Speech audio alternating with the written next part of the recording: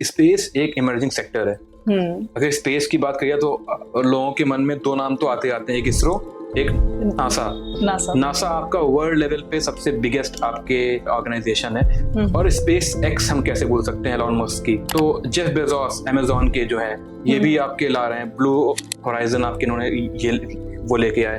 तो आप देखो मतलब नई नई प्राइवेट फर्म्स भी आ रही हैं, जैसे अपने इंडिया में स्काई रूट हो गया, अग्निकुल हो गया, इस तरीके से नए नए आपके रॉकेट्स बन रहे हैं। मतलब कहने की बात ये स्पेस सेक्टर एक नया इमर्जिंग टेक्नोलॉजिकल एडवांसमेंट का सेक्टर है। इसलिए सरकार क्या कर रही है, इसमें national space policy, national space programme भी लेके आ रही है, क्योंकि वो क्या चाहती है कि प्राइवेट सेक्टर ज्यादा से ज्यादा इसमें आए, उसका भी इसमें आपका इन्वॉल्वमेंट बढ़े, तो इसलिए वो लेके आ रही है इसको। तो एक मूवी है वाली, हाँ, उसमें the space technology, how harmful it is, the disadvantages of space technology, that वाली मूवी शोस इट।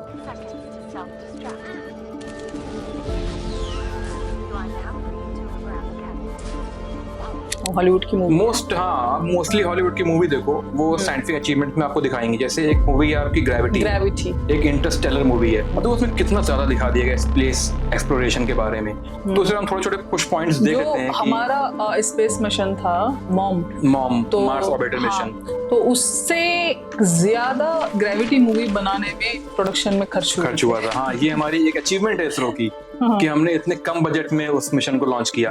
तो हम कुछ चीजें देख लेते हैं स्पेस में। जैसे अभी मैं एक चीज बता देता हूँ, यहाँ पे नई टेक्नोलॉजी है, ये स्टारलिंक मिशन, ये इंडिया में भी चल रहा है। स्टारलिंक मिशन बेसिकली है क्या, ये एलॉन मस्क ने शुरू किया है, स्पेस एक्स ने। तो क्या कर रहे हैं, वो स्पेस इंटरनेट शुरू कर रहे हैं। जैसे अभी तक हम देख रहे हैं इंटरनेट आता है ईथरनेट वायर, ऑप्टिकल फाइबर के थ्रू। ये क्या कर रहे हैं, ये low earth orbit, optical fibres has been developed in recent past. It was 7-8 साल पहले की बात है, 10 साल 12 साल मान लो आप हार्डली। तो अब ये स्पेस इंटरनेट की बात शुरू हो रही है। स्पेस इंटरनेट में क्या है, ये लो अर्थ ऑर्बिट्स जो होती हैं एलईओ, उसमें से इंटरनेट आपको करेंगे ट्रांसमिट। तो ये भी एक नई अचीवमेंट है। इंडिया की भी कई सारे प्राइवेट फर्म्स हैं, वो भी इसमें हैं। स्टारलिंक के अलावा वो अपना अलग से मिशन लेके आ रही हैं, उसमें रिलायंस है, आपकी एयरटेल है, तो ये सब भारतीय एयरटेल। अब इसमें कुछ मिशन में बता देता हूँ यहाँ बच्चों को। जैसे आदित्य L1 अभी सन के लिए शुरू हुआ था मिशन, आपका सोलर सिस्टम एक्सप्लोरेशन के लिए। आदित्य L1 क्या, लैग्रेंज पॉइंट 1 एक्सपोसैट मिशन शुरू हुआ था। मंगलयान जैसे आपने कहा, मॉम मिशन। चंद्रयान देखो आप, 1, 2, 3 शुरू हो चुके हैं, 4th आने वाला है, चंद्रयान 4 मिशन। शुक्रयान मिशन शुरू होने वाला है। हमने सैटेलाइट्स जो लॉन्च व्हीकल हैं उनमें काफी हमने अच्छा किया है। We have bigger achievements. हाँ, हम लोग ने एक बार 104 सैटेलाइट्स करी थी लॉन्च।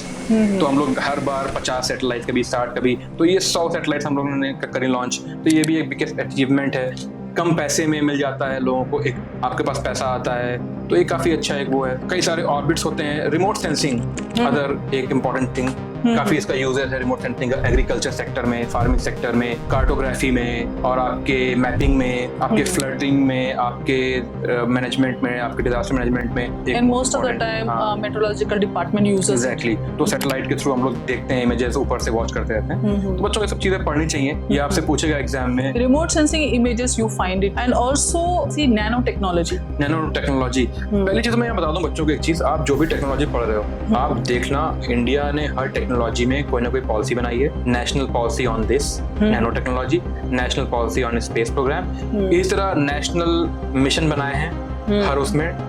जैसे आप कुछ भी पढ़ोगे टेक्नोलॉजी, सब में कोई ना कोई मिशन होगा, सब में कोई ना कोई पॉलिसी होगी, सब में कोई प्रोग्राम होगा। मोस्ट ऑफ द टाइम बहुत सारे टेक्निकल जो मिशंस हैं, that is a part of make in India. हाँ, मेक इन इंडिया। तो मैं ये बताना क्या चाह रहा हूँ कि पॉलिसी होंगे, मिशन होंगे, प्रोग्राम होंगे, आप देखना सब में कुछ ना कुछ डिफरेंट उनके ऑब्जेक्टिव्स होंगे, एम्स होंगे।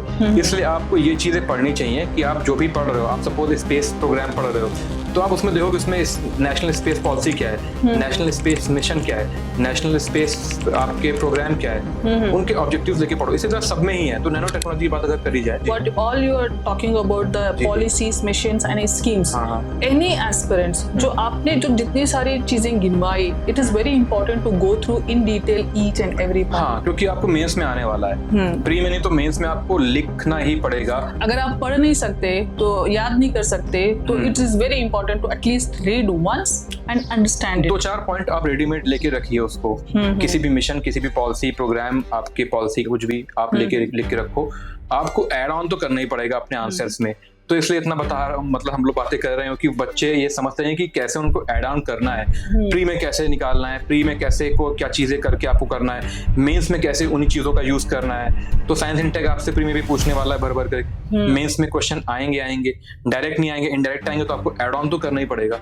तो अब हम लोग नैनो टेक्नोलॉजी की बात कर रहे थे, तो नैनो टेक्नोलॉजी ये भी काफी इमर्जिंग सेक्टर है। एक्चुअली में इंडिया में जो भी सेक्टर है काफी इमर्जिंग सेक्टर है। नैनो में छोटा 10⁻⁹ मीटर तक जो भी आपके पार्टिकल होते हैं, या आपके एटॉमिक स्केल पे देखो तो इसे नैनो कहते हैं। लेकिन नैनो आपको ये नहीं पढ़ना है नैनो होता है, वो आपका पार्ट नहीं है, वो एक इंजीनियर को पढ़ना जरूरी है, या साइंटिस्ट या पीएचडी होल्डर के लिए। आपके लिए पढ़ना होना चाहिए एप्लीकेशंस। आप जो भी इनोवेशन पढ़ो, आप जो भी पढ़ो टेक्नोलॉजी, उसमें आप पढ़ो कि इनोवेशन एप्लीकेशंस क्या है। एग्जैक्टली। अब जैसे नैनो टेक्नोलॉजी की बात कर रहे हैं, तो कहाँ पे एप्लीकेशन है इसका? मेडिसिन में एप्लीकेशन है, फूड सेक्टर में, आपका फूड प्रोडक्ट्स में आपका एप्लीकेशन है, फार्मिंग में एप्लीकेशन है, मैन्युफैक्चरिंग में, एनर्जी में है। जैसे एग्जांपल ले लो, आपके एनर्जी में क्या, बायोफ्यूल्स, नैनो पार्टिकल यूज करके। एग्रीकल्चर में देख लो, nano fertiliser, nano pesticides.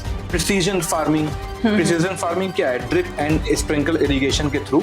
Precision यानी पर्टिकुलर जिस जगह क्रॉप लैंड में, क्रॉप में या सॉइल में जिस जगह पे आपको नीड है पर्टिकुलर फर्टिलाइजर की या वाटर की या इरिगेशन की या पेस्टिसाइड्स की, आप वहां दे सकते हैं। तो ये सॉल्व हुआ कैसे? नैनो के थ्रू।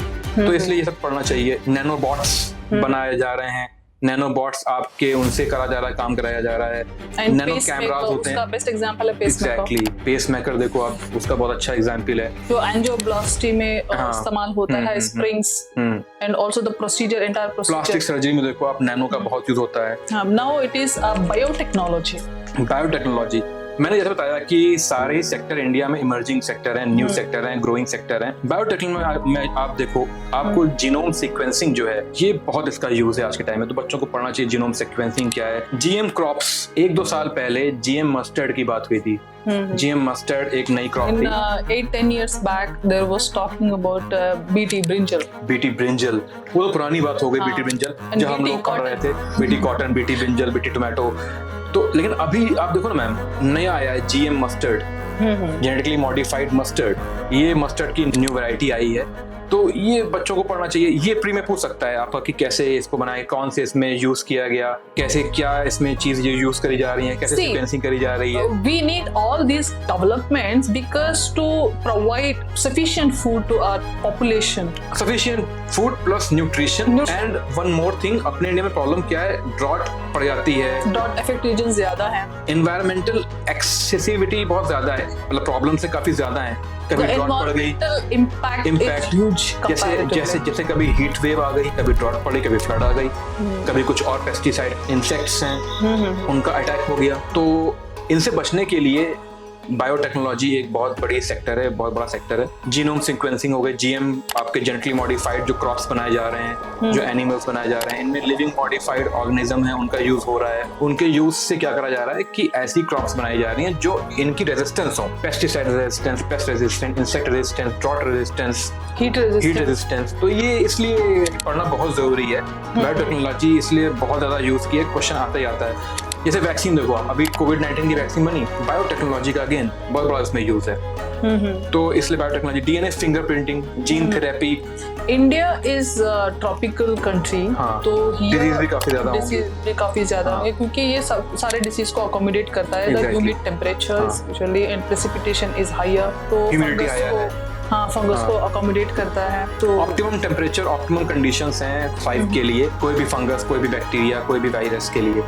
तो इसलिए ये नई technology, vast region and varieties of human gene. Human का जीन जो आपका है, इस पे एक ह्यूमन जीनोम प्रोजेक्ट भी हो रहा है, इंडिया ने भी इसको शुरू किया है। तो अगेन अब देखो, ये बायोटेक्नोलॉजी हम लोग पढ़ रहे हैं, तो इसमें आपको एप्लीकेशंस पढ़ने चाहिए कि वेरियस फील्ड में क्या एप्लीकेशंस है। जैसे मेडिसिन में क्या एप्लीकेशन है, फार्मिंग में क्या एप्लीकेशन है, एग्रीकल्चर में, एनवायरनमेंट में क्या एप्लीकेशन है, वैक्सीन डेवलपमेंट में क्या आपके एप्लीकेशंस हैं, डीएनए वैक्सीन आ रही, आरएनए वैक्सीन आ रही, मेडिसिन में क्या एप्लीकेशंस हैं। अगेन आपको एप्लीकेशंस पढ़ने हैं, आपको इनोवेशंस पढ़नी है। तो ये बायोटेक्नोलॉजी में एक छोटा सा आप दे सकते हो। न्यूज़पेपर रीडिंग अगेन आपको बहुत ही इंपॉर्टेंट है करना।